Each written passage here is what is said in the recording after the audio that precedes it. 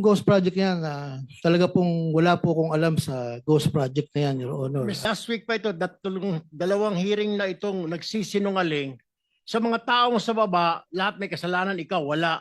District engineer ka, hindi mo alam na may ghost project. Wala ka ring alam, lumobo yung budget mo. Hindi ba dumadaan sa lamesa mo yan na lumaki yung pondo mo?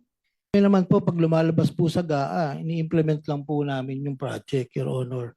At hindi po namin alam kung saan po ng ano yan, Your Honor.